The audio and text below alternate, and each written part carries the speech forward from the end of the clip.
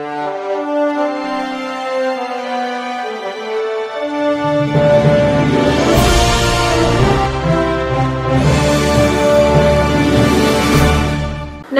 मी Shweta Pawar, city TV लाईव्हच्या बातमीपत्रात आपलं स्वागत आहे। सोलापुरात बहुतांश पद्मशाली समाज बांधव गरीब व होतकरू आहेत।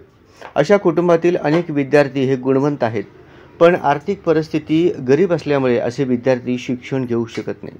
अशांसाठी पद्मशाली समाज बांधवांनी पुढाकार घेऊन एक ट्रस्ट उभारून निधी जमवण्याची गरज आहे। असे केल्यास अशा विद्यार्थ्यांच्या शिक्षणात खंड पडणार नाही। 10वी पासून ते पदवीपर्यंत शिक्षण घेणाऱ्या विद्यार्थ्यांना आर्थिक मदत देण्याची नितांत गरज आहे, असे आवाहन नाशिक येथील तत्कालीन विभागीय उपायुक्त चंद्रकांत गुडेवार यांनी केले। आपल्या पद्मशाली समाजाचा डीएनए नक्कीच चांगला आहे। तुम्ही जे टॅलेंट काढलं, आयक्यू काढलं, 100 इतर समाजाचे मुलं काढले, आपल्या समाजाची 100 लोकांचे आयक्यू तपासला, तर आमच्या मुलाचा नक्कीच पद्मशाली समाजाच्या मुलाचा आयक्यू खूप चांगला आहे। अशा जे आयक्यू चांगले असलेल्या मुलांसाठी फक्त घरच्या परिस्थिती नसल्यामुळे त्यांचा आयक्यू समाजासाठी सुद्धा आणि त्याच्या स्वतःसाठी उपयोग होत नाही। त्यासाठी आपण काही करता येईल का या निमित्ताने मी विनंती करतो। आणि जर आपण असा विचार केला, गौरीशंकर तू आणि तुम्ही गुरुजी आणि खरंच प्रयत्न करा, आपण इकडून फंडिंग नक्की करू शकतो। जोपर्यंत तुम्ही स्वतःला अपडेट करणार नाही, नवीन टेक्नॉलॉजी, नवीन ज्ञान, नवीन, तोपर्यंत तुम्ही या स्पर्धेने शिकणारच नाही। म्हणून तुम्ही सगळ्या विद्यार्थ्यांना मला हे सांगायचं की आजच्या या निमित्ताने तुम्ही स्वतःला अपडेट करा, नाहीतर मग तुम्ही सिस्टीमच्या बाहेर जाणार। रविवारी सकाळी श्री मार्कंडे सोशल फाउंडेशन व पद्मशाली फाउंडेशन तर्फे पद्मशाली समाजातील गुणवंत विद्यार्थ्यांच्या सत्कार प्रसंगी ते बोलत होते। यावेळी व्यासपीठावर माजी महापौर तथा पश्चिम महाराष्ट्र पद्मशाली संगमचे अध्यक्ष महेश कोठे, आधुनिक सारथीचे संस्थापक श्रीनिवास बोरा, झेडपीतील माध्यमिक शिक्षण विभागाच्या शिक्षण उपनिरीक्षक स्मिता नडीमेटला, पद्मशाली फाउंडेशनचे सचिव अंबादास कुडक्याल, दयानंद कोंडाबत्तीनी, श्री मार्कंडे सोशल फाउंडेशनचे उपाध्यक्ष श्रीनिवास कामूर्ती हे होते। ते पुढे म्हणाले, समाजाला आपण काहीतरी देणे लागतो। या भावनेतून समाजातील प्रत्येक घटकाने या कामी आर्थिक योगदान दिल्यास हुशार व गरजू मुले शिक्षणापासून वंचित राहणार नाहीत। वास्तविक पद्मशाली समाजामध्ये जन्मजात टॅलेंट आहे। त्यांचा बुद्ध्यांक चांगला असल्यामुळे त्यांना स्पर्धेत टिकण्यासाठी प्रोत्साहनाची गरज आहे। नवनवीन ज्ञानाबरोबर नवनवीन तंत्रज्ञानही आत्मसात करण्याची या समाजाला खूप गरज आहे। यापैकी नवीन तंत्रज्ञान अद्ययावत ठेवण्यात हा समाज मागे असल्यामुळे वस्त्र उद्योगासह अनेक क्षेत्रात समस्या दिसून येतात। तेव्हा नवीन तंत्रज्ञान आत्मसात केले नाही तर हा समाज प्रगतीपासून वंचित राहू शकतो।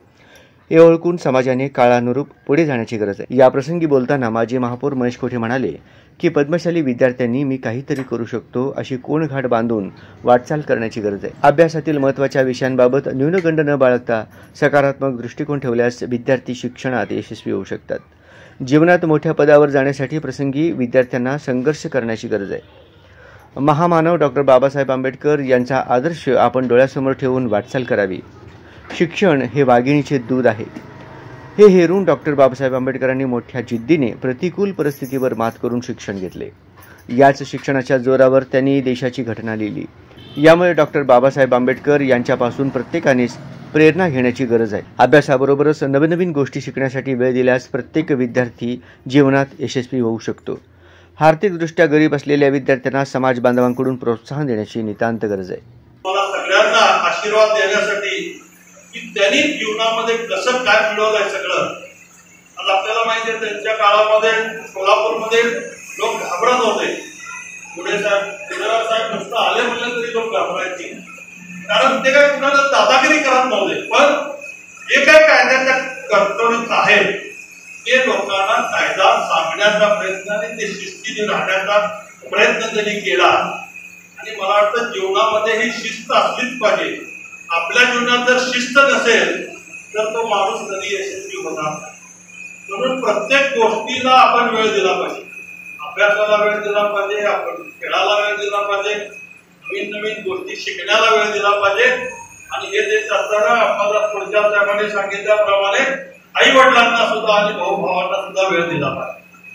जीवनात जो हा सगळा करू शकतो तो माणूस पूर्ण यशस्वी होतो। मी मनापासून आज सगळ्या ज्यांना यश मिळालं त्यांना सुद्धा हेच सांगेन की जीवनामध्ये काय करावं याच्यापेक्षा काय करू नये हे ज्याला समजलं तो आपोआपच पुढे जातो। म्हणून कुठली गोष्ट करायची नाही ही जर कळाली तर कुठली करायची ही त्याचा उत्तर ऑटोमॅटिक माणसाला आल्याशिवाय राहत नाही. ज्या आईवडिलांना शिक्षणाचं महत्व नाहीये अशांच्या घरात सुद्धा आपली मुलं आहेत, त्याच्याकडे समाजाने लक्ष दिलं पाहिजे.